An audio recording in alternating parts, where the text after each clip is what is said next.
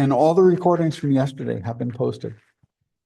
Okay, so now we're going to talk about some ways in which we can use artificial intelligence to support inclusive instruction. And if you'd like a copy of the slides, either type in that tiny URL and it will ask if you'd like to download the slides, or scan that dinosaur QR code over on the right. And that should again take you to the same site. And again, it will ask you if you want to make a copy, and that way you can add to it, you can modify it, you can do whatever you'd like, rather than just linking to, a site that may very well change. And if we do this workshop in the future, which is one we do occasionally do in various forms, you can always get a new version of the slides by just clicking on that URL and it will give you an updated version. Okay. Everyone have it? All good. Okay, so let's go on then. First, what I'd like you to do now that you have the slides is fill out this little survey form. Be creative. Don't put your real names in. I left some in from the last time this was run, and it's just asking some information about imagine you're a student, you're taking a course, and you've just enrolled in this class, and you get this sort of form asking you about your interests, your career goals, your hobbies, and such things. And we often ask students these types of things in forums or in discussion forums and so forth. But one of the interesting things, and this was suggested by, I think this was suggested by Dan Levy, I believe. If not, other people have done variants of it. And we'll just wait for a little bit. And actually, this shows you what we can do. I'll do the same thing here, but I'd encourage you. Well, first, has everyone filled out that form?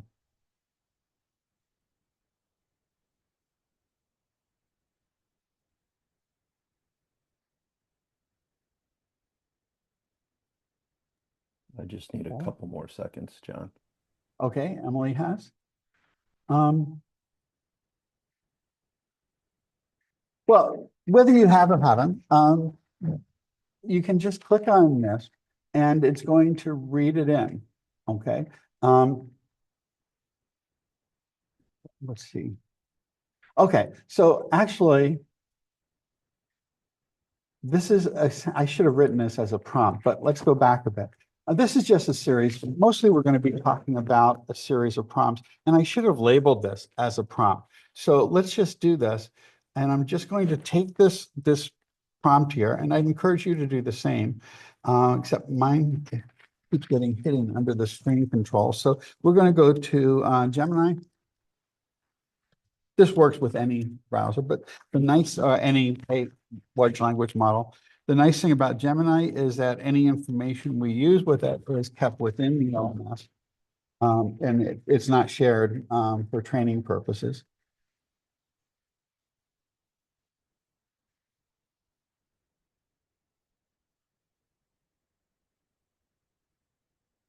What?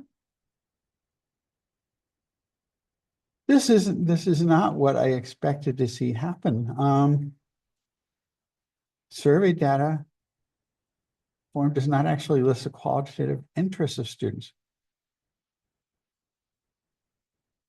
What? That's not what the form does. Yeah, I I am really puzzled by this. Let's try that again. I'm going to put the same prompt back in and let's see if it does better this time.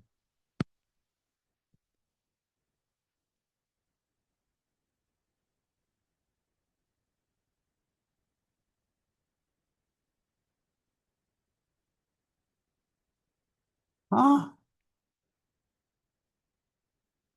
This is not this should not be the information.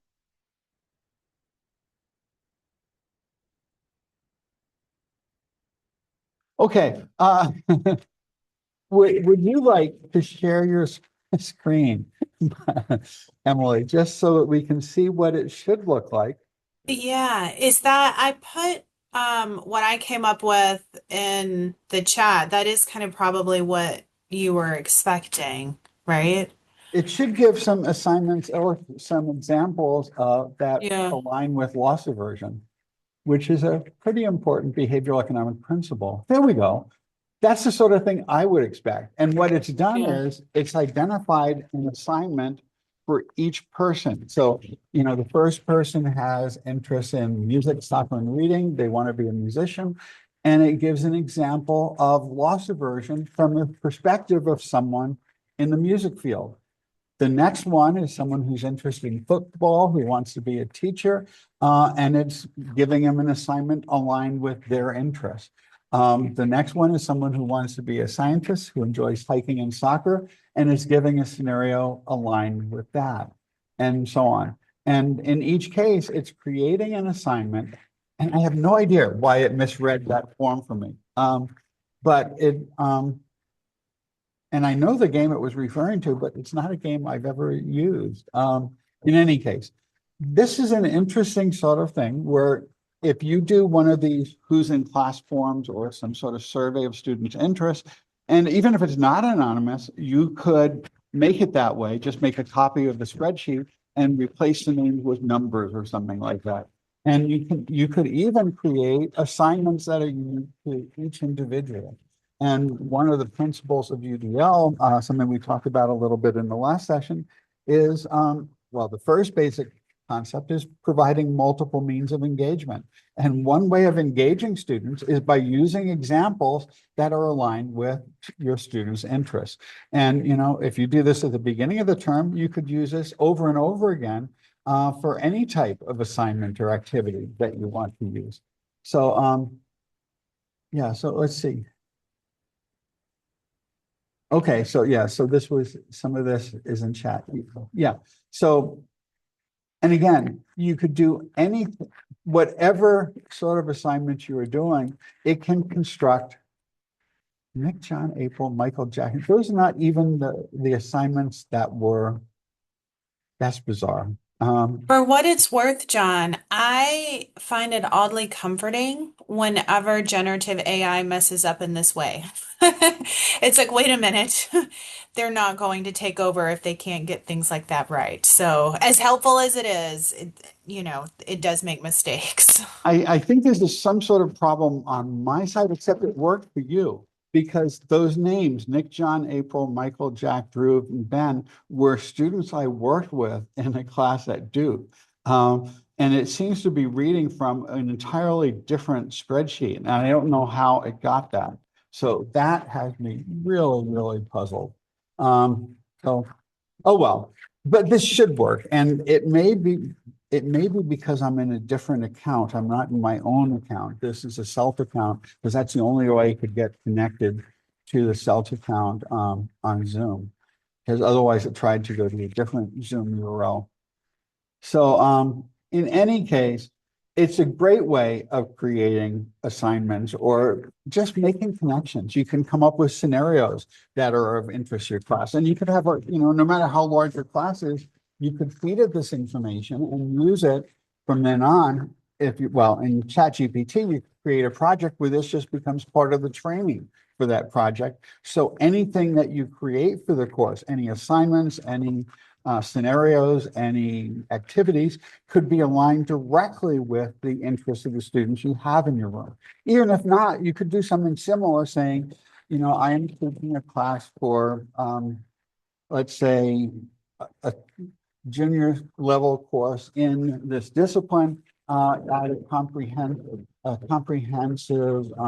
4-year state institution where students have diverse interests, but maybe have relatively weak math skills or something similar, and then ask it to revise assignments that are aligned with the characteristics of your class. Or you could say this is a class in which all the students are psychology majors or are all economics majors or math majors, et cetera. And then it can create assignments that, align with however you describe that class, which is kind of nice. But I especially like the idea of tying it to the specific students you actually have in class. It's just kind of a fun an interesting application. And again, in principle, you could create individual assignments for each and every student in your class and distribute them, using a mail merge or something similar. Or you could just create an array of assignments and then ask students to pick one of them, and they could pick whatever they find most interesting or most engaging. Okay, so, there's a lot of things you can do to either design or redesign inclusive course materials. So you could design an inclusive syllabus, evaluate your syllabus for inclusivity, suggest changes, explain the suggested changes. Again, if you take a course learning objective, you can generate examples, assignments, or role-playing scenarios, or activities or group assignments, etc. You could have it generate 5 active learning activities that relate to one or more of your course learning objectives. Or you could have it evaluate your slides using UDL principles. Let's just try some of these things. So I better get rid of this screen. I'm so used to working on 2 monitors that this is kind of tough here because it keeps covering important materials. There we go. There we go. One more time.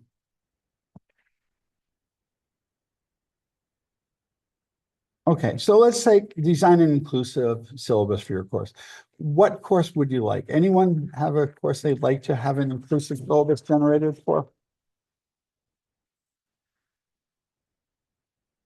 You don't want to all see economics courses.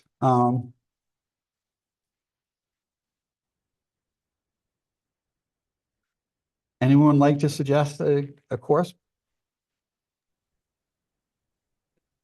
I've been working on my qualitative research methods course Okay. that I'll be teaching in the fall.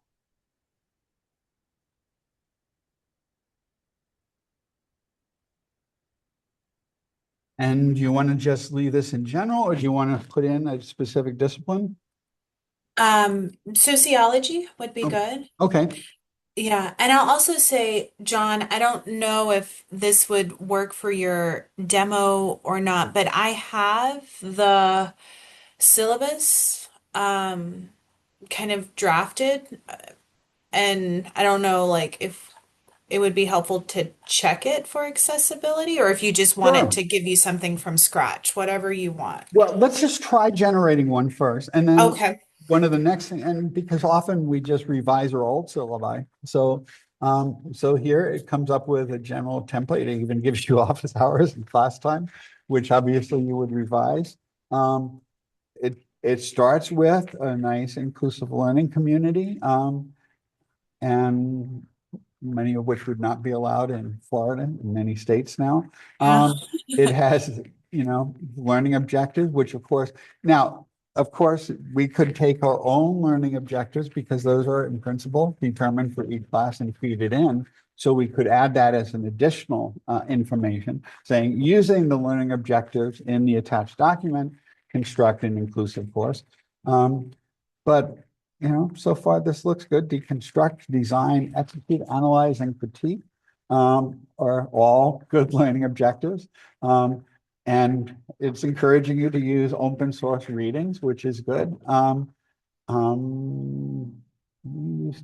Tag it, okay. And obviously you change that. I don't know what qualitative software do we have access to here? Not not there's nothing that I can think of that's just openly free for students to use. We Okay. do a lot of our analysis using Excel, so kind of a more old school method. And then I demo what I have access to through my grant money for them. Okay.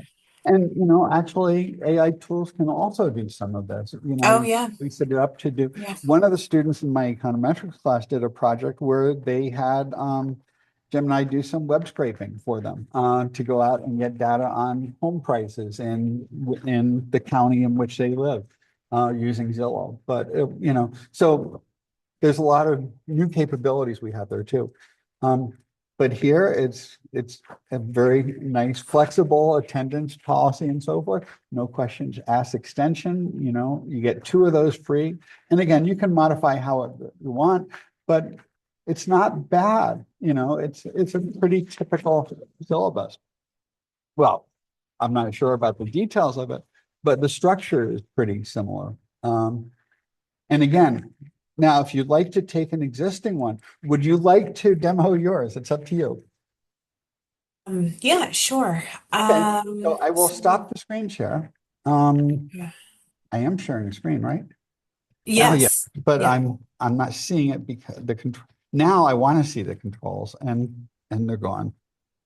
There we go. Okay, so I will stop the share. Oh, okay. I'm going to share my screen and then ask the professional development we had a few weeks ago, the person said not to say like please and thank you, but it's really hard not to do that for me. So I'm trying to train I almost said please review this syllabus. So And that's review, fine. And there review were some the suggestions saying it did syllabus a for little bit better job when you asked it that way. right for accessibility and UDL standards. Does that prompt seem Sure, and then fine? also, and make, and suggest changes perhaps. Oh, okay. Suggest changes and explain the changes I would put in.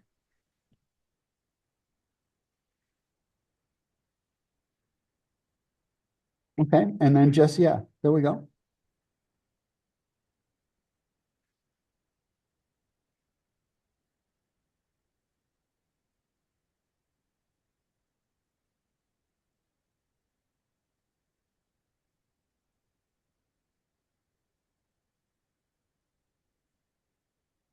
So it's a little bit of accessibility in terms of table formatting.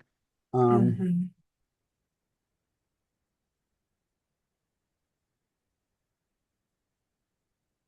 And then some. okay, it did say the syllabus already has brilliant UVL alignment in the unit wrap-ups. Which is interesting because I incorporated that assessment based on a prior conversation that I've had with Gemini about this class. Okay, well, it's So, always going to suggest improvements, and that's one of the yeah, things that students will sometimes see when they're yeah, asking it for revisions. It's always going to suggest some improvements. yeah, So it's a never-ending story there. Um, yeah. Well, and I guess what I'm saying is that like it previously kind of suggested these unit wrap-ups and they already, I mean, I think that there are ways that I can strengthen it, and the way that I've presented it, but those assessments already kind of have that UDL alignment. Well, and one thing there, like that first bullet point, that first number thing there, it's saying, because right now you have them doing some readings as text, they're just saying, give students one more option of submitting it as an audio or video recording. Oh, yeah, that's good. Which I So, do for my higher stakes assessments, but yeah, doing that for something that's a little bit different. and it's just making some addition, it's sort of that plus one strategy of Tom Tobin. You can always add one more way of letting students submit things or one Yeah, more type of connection. version of that. And then my tone in a few places. And see, instead of being, you must do this, it's saying, Yeah. it's making it a little more positive, saying, because the course relies on equity guided learning or reading by the foundation and coming prepared. It tries to reframe things in ways that are more positive and not as, as Punitive. directive. Yeah. And there it gives you a whole markdown version that you can plug in and get a new syllabus. Interesting. And Markdown is just a standard format that most word processors and other things read. Okay. I'm gonna stop sharing so I can Sure. categorize that I have a folder for this course that I'm gonna put the conversation in, I think. Yeah, and it's useful. You know, it will always suggest some improvements, no matter how good it is initially. Um, and let me get back to the slides. Okay, so, you know, asking, having it evaluate it, suggest changes and explain it, which we just did. Another thing is, and we kind of did this already with that form, generate examples, assignments, or role-playing scenarios for a course learning objective that are inclusive of diverse student population. Here's another one, and you can put in any number. If it's too large, it just won't do all of them, but 10 or 15 is not uncommon. But let's just try this. Let's say generate 5 active learning activities and got to get rid of. Again, I did this.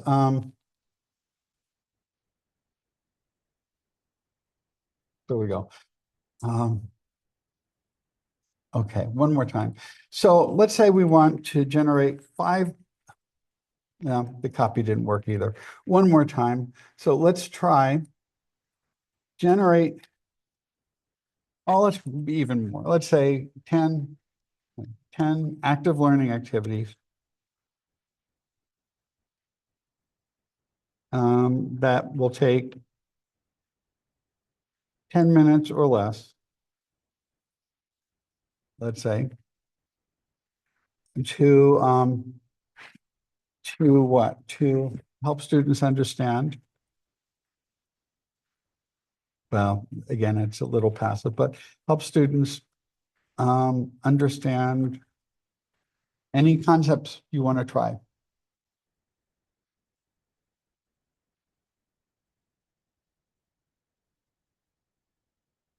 Um,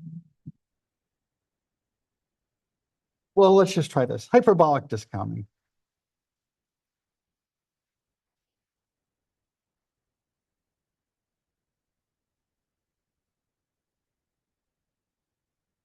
And hyperbolic discounting is just that people tend to prefer benefits immediately and or they weigh immediate benefits more highly than more distant benefits, essentially. And here's some examples: a live auction or candy auction, a pre-commitment future me letter, like a text or sticky note to themselves at 11 p.m. tonight.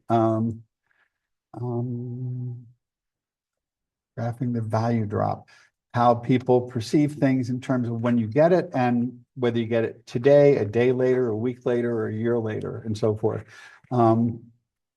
So that they can know that, immediate benefits tend to often take precedence over long-term benefits. And that can be a nice way of perhaps encouraging students to set some goals and form some commitment devices to help them achieve those long-term goals, which is also consistent with the UDL approach, especially UDL version 3. Using polls. If you could pay an app $5 right now to lock you out of social media during final exams, would you do it? Or while you're studying, let's say. And in general, people are much more likely to do that perhaps now than when it actually comes to that time. So, whatever the concepts are, you can come up with some really interesting and engaging alternative ways of demonstrating them so that we don't get locked into ruts of doing the same thing the same way year after year, as many of us sometimes do. Evaluate your Google Slides using UDL principles. Well, I suppose I could do that with these slides. So let's see. Will I have access to these slides? Well, let me do it this way. I'm going to download these slides as a PowerPoint, and let's try it.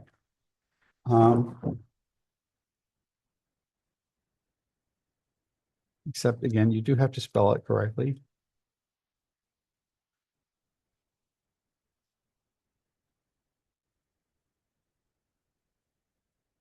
And I'm going to attach those slides from the download. There we go. And actually, UDL and accessibility, because, you know, these slides I did put together earlier. I modified them a bit, but let's just try that.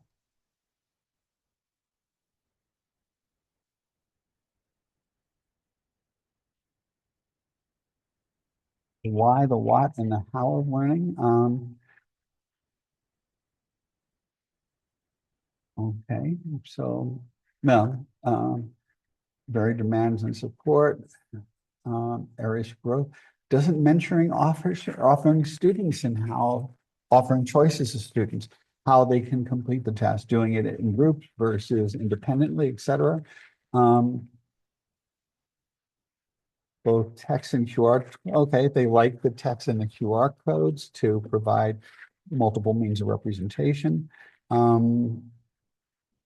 It liked the fact that one of the things that suggests is that we can, you know, use AI to simplify things in terms that might be easier for students or more complex readings in this form.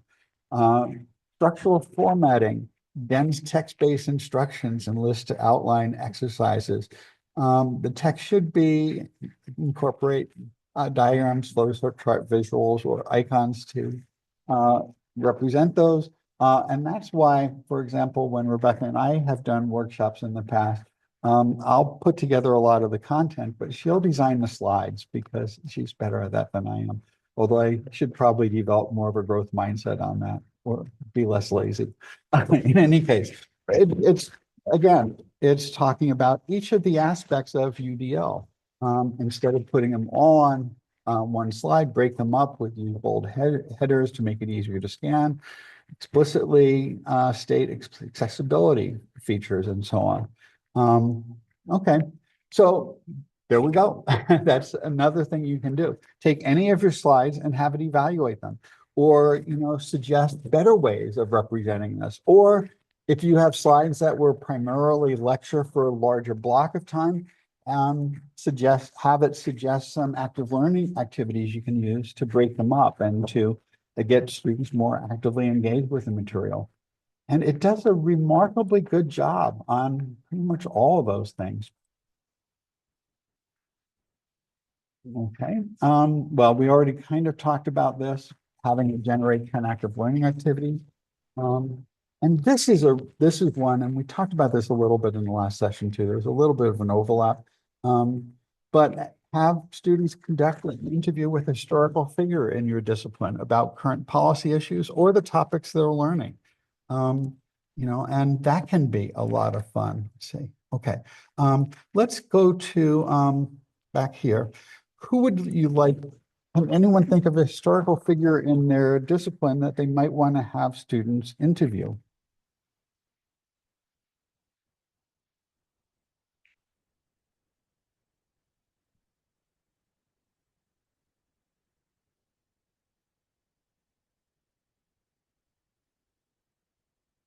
Well, I can show one that I've used before, and it would be play the role of David Ricardo and respond to questions as he would, or let's say using his analysis. Well, just and respond to questions. Let's just leave it at that. And David Ricardo is a fairly famous economist. That's giving you some background on him, which is kind of nice. And there we go. He's already talking in terms of the 19th century, sir, madam. Let's say our president is randomly introducing tariffs. Yeah, randomly should be spelled correctly, to benefit our country. Is this a sound economic policy? Let's say.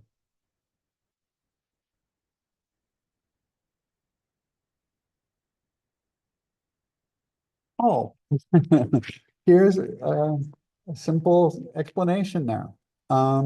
He protects domestic industries and keeps wealth within your borders. It's a grave misunderstanding.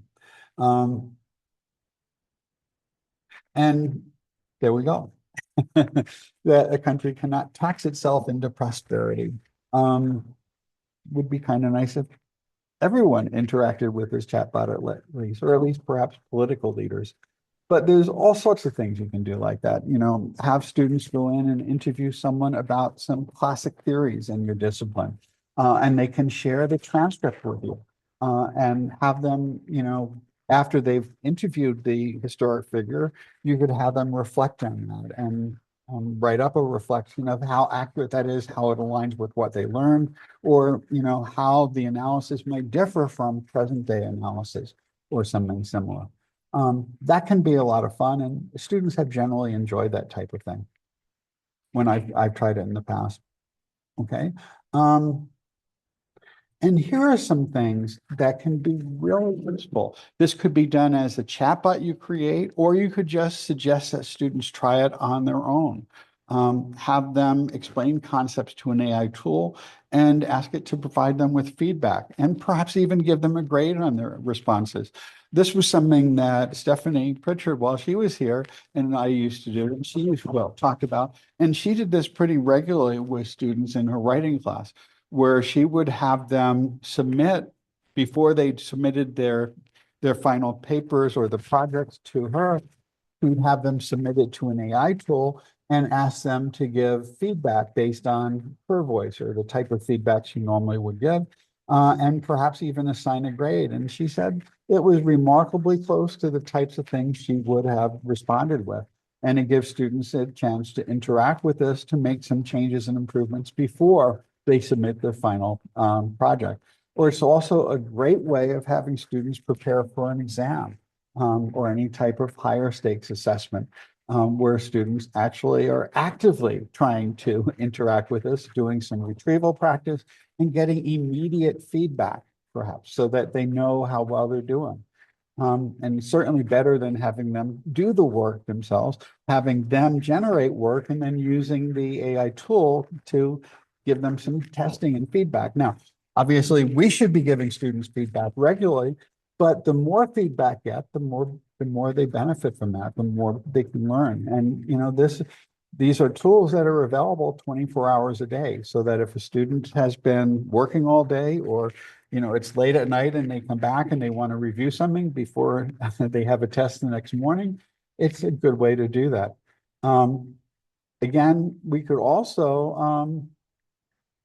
could have students generate personalized tutorials that include self-tests and feedback. You could have a whole course developed, or students could develop their own course of study for a topic, using, you know, this sort of directed tutorial type of thing. And also, again, chatbots can be really useful for this. So you could have a chatbot which is purely a Socratic tutor, which doesn't ever directly answer questions, but only ask students questions and guides them to an understanding and gently nudges them in the right direction if they're going off in a non-productive one, typically by asking them further questions until they get the basic concepts and are working and, you know, and have developed the basis to get to the higher level questions they're ultimately working on. And that's one of the things we'll be doing this afternoon. And again, actually, this is something that I mentioned before that Stephanie did, except you can also do it more generally just to evaluate arguments, et cetera. So those are some really good uses where we can either do this, or we could have students do it, or we could, you know, suggest that students do these things. And this is that thing that the AI suggested was a good way of creating, from a UDL perspective, providing multiple means of the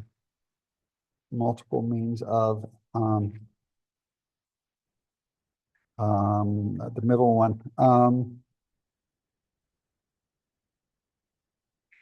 engagement. Not, I'm having trouble remembering the second condition. And multiple means of, we've got engagement is the first, and the last is action and expression. Oh, representation. So giving students the same sort of content in a different format, or asking them to use ChatGPT, Gemini, or Notebook LM. We talked about that a bit in the last section, where it can take really challenging materials and basically reframe it in a way that connects better to a student's prior learning. One of the things I have students do in my capstone course is every week in a group of typically 2 people, sometimes 3, depending on the size of the class, they present a research paper or working paper, a journal article or working paper. And sometimes the level of math or the econometric analysis for something similar is a little bit beyond them, or is something they haven't yet studied, or not everyone in the group necessarily fully understands it. And Notebook LM is a great way for them to get it back into terms that will be more easily understood, so that they can develop a better understanding by simplifying things back into terms that they are comfortable with, or in terms of the level of knowledge they have at that point. Generally because these are seniors, they generally were able to master most of the material, but sometimes the econometric techniques were a little more specialized and weren't things they had studied or not yet studied. And it helped. And I noticed it resulted in much better presentations, where often before students would just report what was said in the paper. And then when you ask questions about it, when their peers asked questions about it, it was pretty clear they really didn't understand what was happening with a particular type of test or analysis. And now when either I asked questions or their classmates asked questions, they were able to explain it in very intuitive terms, because they had simplified it down into terms that made sense to them, and therefore that also would make more sense to their classmates. And also, it's a great way of getting some quizzing on that material, so they can be better prepared to answer questions on it. Another way of getting students to develop more improved reading skills, and this is something that comes up a lot in discussions with faculty, is that students aren't reading a lot less today than at any point in our past. And a very large proportion, maybe 90% of students have not read a book, college students have not read a book for fun in the last year. That's very different than where it would have been 4 years ago, 5 years ago, or 10 years ago.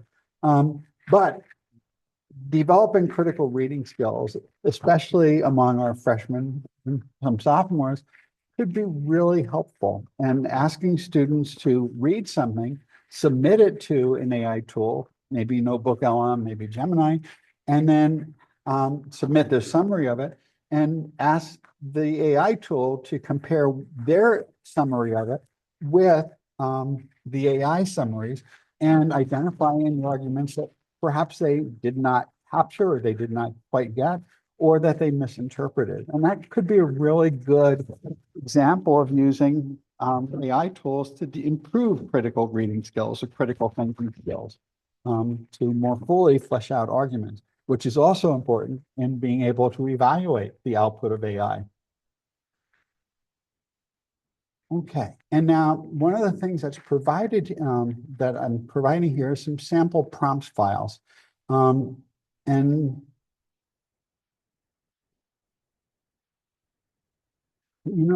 some of this people saw before, some of this was, I think what happened is, if you were in the last session, some of this you saw.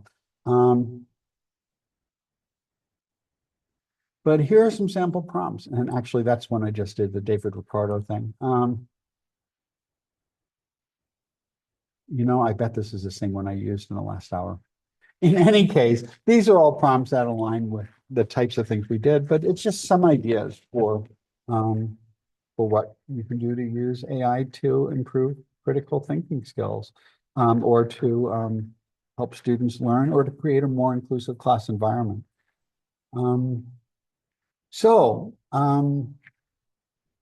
This went really quickly. So what questions do you have? Are there any other things you'd like to see or try? Or actually, let's do this. Let's have you try some of these prompts and then let us know how it worked. Take some of your course materials, see what whether any of these things make sense, whether the output is something you'd like to see or that you might find useful, and then come back and let us know.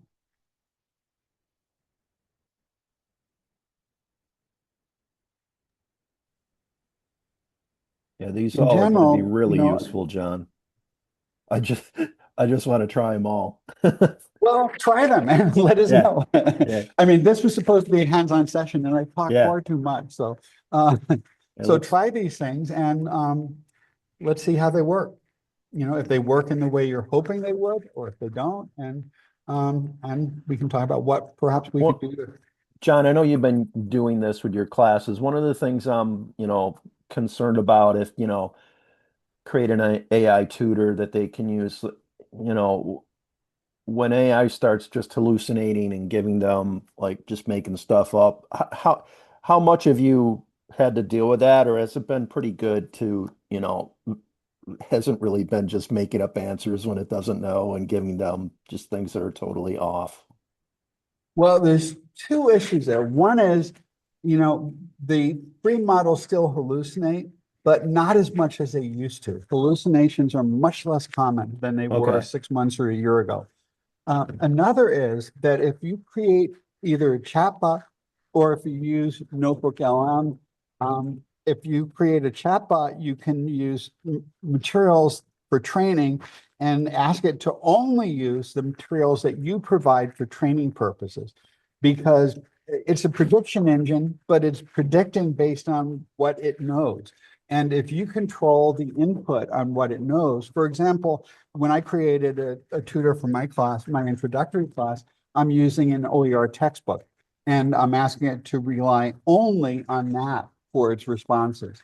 And in those cases, I haven't seen any hallucinations. Okay. Um, So and that's the key then. You have to link it to, and you do that in what, Notebook LM, or how do you do that so you limit it to like, here's what I want you to draw from while you're answering these students' questions. Notebook LM will only use the materials that you provide. And in Right. fact, we can just try that. Let's share the screen and go to Notebook LM. And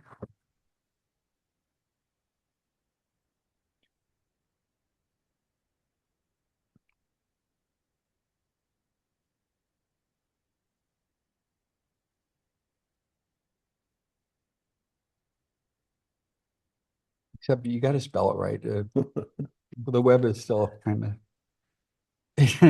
large language models tend to do pretty well with misspellings. That's not it. Notebook LM. .google.com. Yeah. There we go. LM .google. Or you can get from it from the menu if you're logged into your Google account. Okay, so let's create a new notebook. Okay. Is there any particular topic you'd like to create, Dan?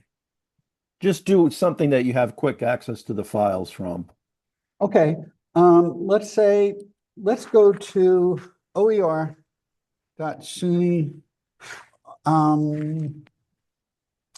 Actually, a better place is, what is Rice's open textbook? It is OpenStax. Let's go to OpenStax.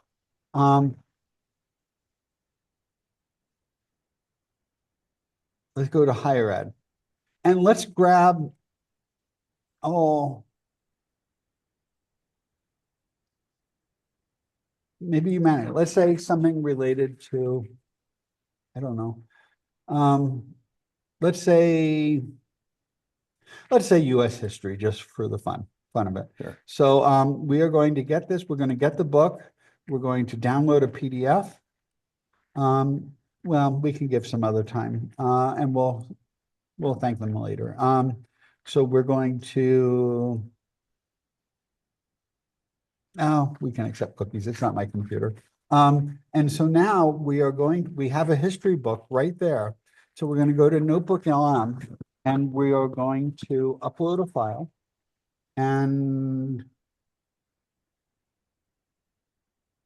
I did, these were things we used in the last session. One more time, I'm going to download.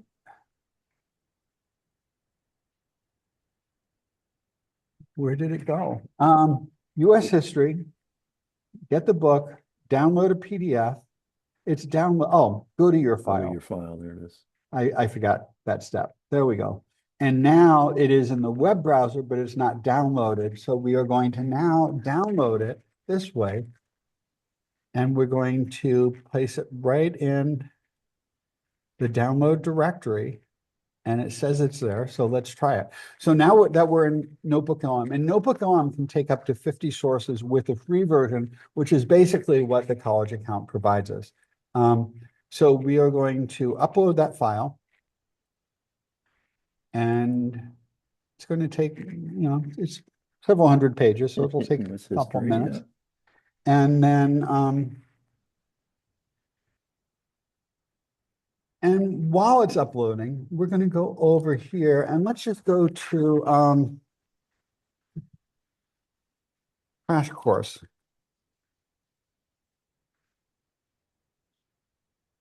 History. And we should get a whole listing of them. And here we go.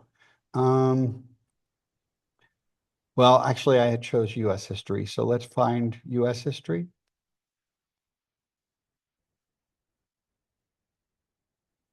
US history player. Let's just grab one of these. We could, in principle, grab all of them. But, well, let's take this one. Who won the American Revolution? And we don't have to play it right now. We don't need that. Let's see. Stop. Stop. Okay. We are going to grab the URL for this. We are going to grab the URL for that, which is, that's the save button. Oh, let's look at it in YouTube and we'll get the URL from there. We don't need the Mentos either. We're going to share this, copy the URL, and we're going to paste this into Notebook LM. It's still reading in with other things. So we're going to add one more source. There we go. And now it's going to have access to the transcript of this notebook. And this is, well, let's just call this American history.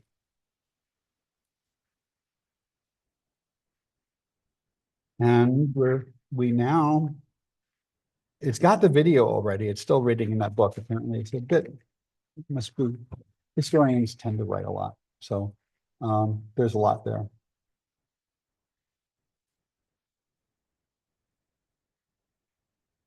And now, well, it's got the video summary already here. And it gives you some questions about it. But you notice it's created, or it has the option. It's still using its training database there, but you could generate a podcast based on this. You could generate a slide deck, a video, a mind map, a report based on this, a summary, briefing documents, flashcards, quizzes, infographics, data tables. Okay, now it's all there. Let's try flashcards. That one tends to go pretty quickly. And it's basing them both on the video as well as on the OER textbook. And this is a nice way for students to practice some retrieval practice. And while it's doing that, we could also generate a quiz based on those two sources. They're pretty big, so it's probably going to take a little bit longer. But we could look at the reports while those are generating. And you notice it can create a briefing document just summarizing. You can create a study guide with a short answer quiz, some possible essay questions and glossary of key terms, or could convert the whole thing into a blog post type format, or a narrative, or a thematic review, or an archaeological research review, or a social historiography report, and so forth. And it'll customize this depending on what the sources are. And let's say that's still working. if you were dealing with things that had a lot of data, it could generate a data table for you. And there you go. But what I was hoping we could do is just show that the reports tend to be pretty accurate summaries. Right now, we really only have, this is mostly about the video. Well, no, it's using both. So it talks about, well, the video focuses on the complex legacy of that. But we could ask a question. Okay, here we go. Let's try the history quiz. Okay. Which Mesoamerican civilization is considered the mother culture because it developed the first writing system and influential religious icon used by later groups? Anyone want to take a C. guess? Try C. C? Okay, Yeah, we'll C. try C. And that's Hey, I right. was right. There we go. Okay, I didn't know, so that's why I'm an economist. How did the Incan Empire maintain efficient administration and communication across its vast mountainous territory without a written language? Choice C. That's what I was thinking too, because I did know they use those knotted strings for information. Fundamental difference between Native American and European concepts of land during the early periods.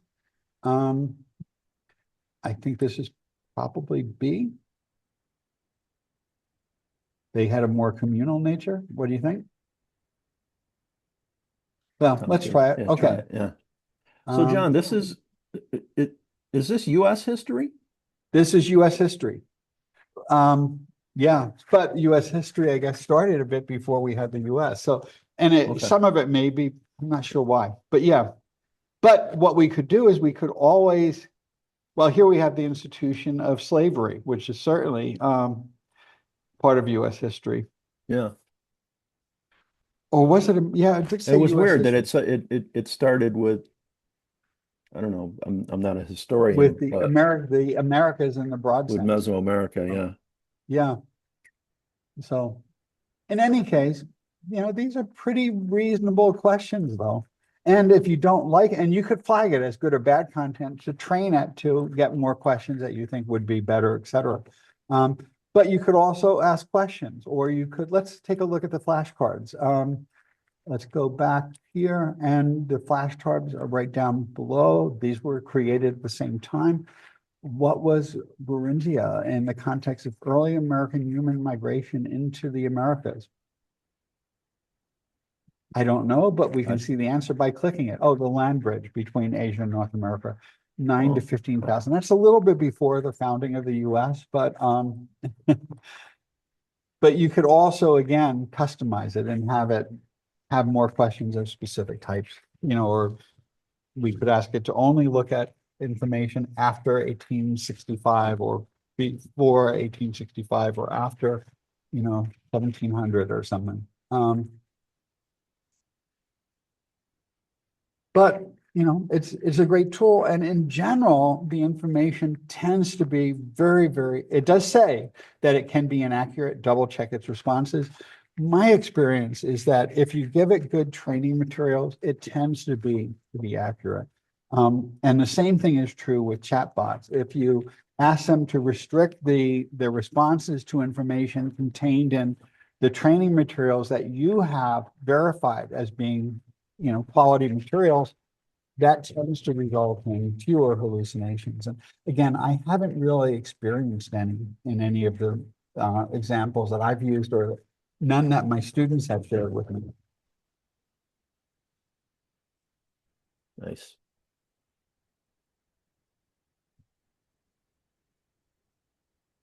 So, and the podcast takes a bit longer, so we can't do that. Although, I should have done that.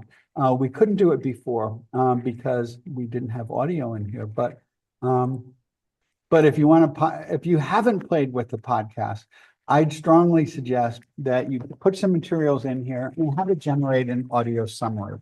It generates a two-person podcast, a male and a female voice. Half the time, roughly, the male starts and the female responds, and and it goes from there, and they alternate. And the other half the time, the female starts and then the male responds, and so on. It does try to be balanced that way. And it does a pretty decent job. So I'd encourage you to play with this. And I also encourage you to ask your students to play with this, because if they're having trouble with some concepts, you can have them upload YouTube video links, upload PDFs, upload Word documents or websites, and it can summarize them and give them lots of practice viewing materials and so forth. And are there any questions you want to ask about American history?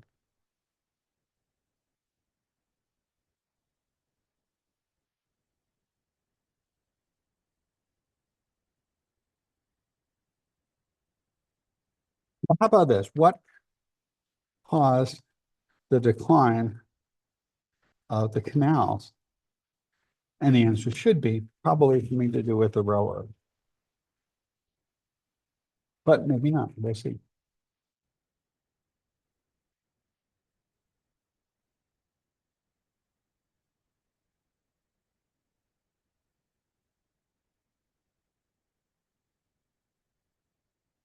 There we go.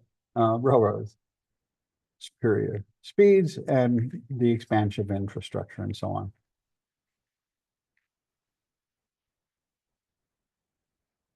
And then we got, how did the rise of railroads impact? It comes up with some other questions as follow-ups. How did the Erie Canal influence the American economy? What are the forms of transportation made up the transportation revolution? How did the rise of railroads impact the coal industry?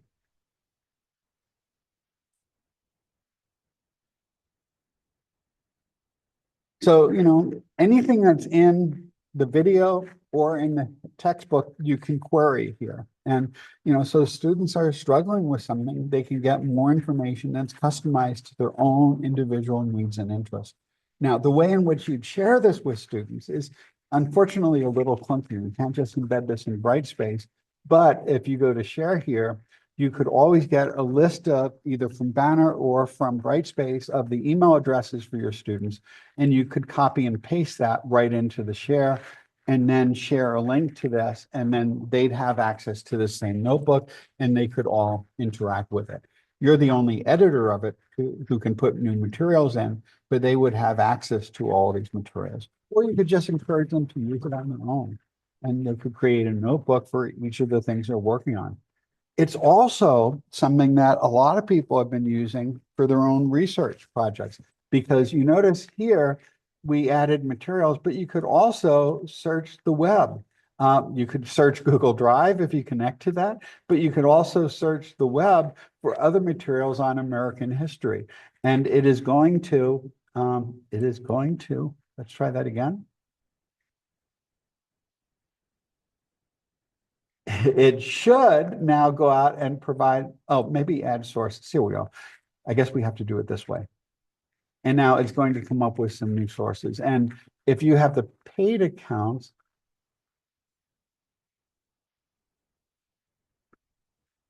this should have just gone out and checked the web for all sources of information. Well, let me try putting in a prompt, but it should do it based on what's already there. But let's be, there we go. Now it's going to put in. So apparently now you have to put in a specific topic. In the past, it would do it based on other sources you have there.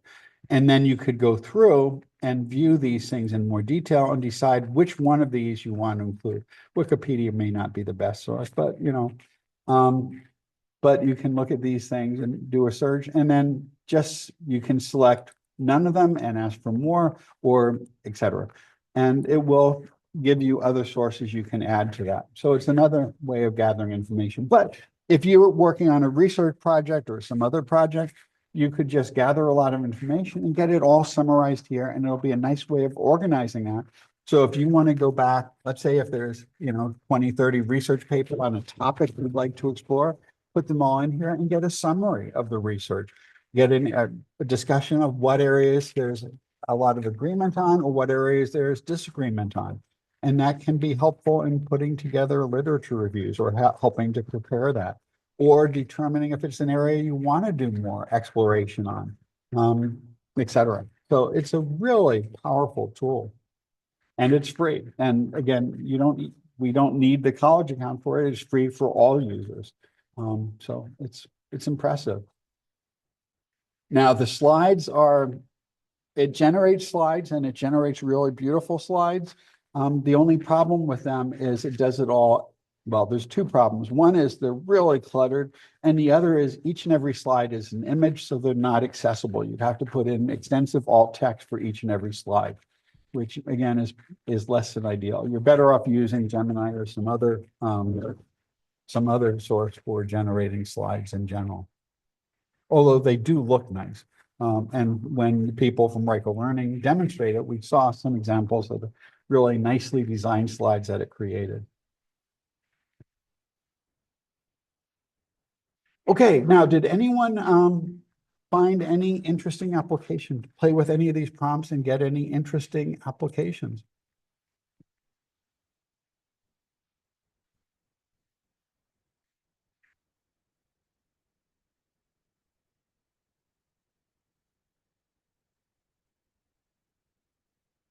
In general, using AI tools can be really effective in just keeping your classes fresh, keeping them invigorating, which makes them more interesting for students, but also for us. You know, there's nothing more tedious than grading many papers on the same topic.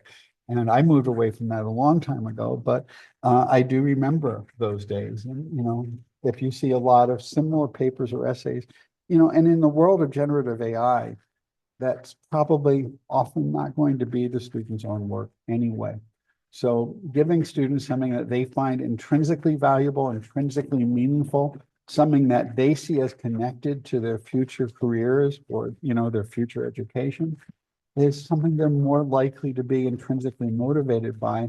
And that tends to come across in their work. It's much more fun reading something that students enjoy writing that, you know, they felt more passionate about or they were more interested in than, you know, another paper on the same old topic. And all these tools are really helpful in giving you more options like that.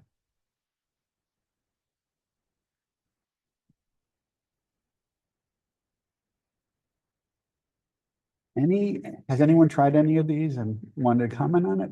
We could always end early if there's nothing more. This is really all I had prepared.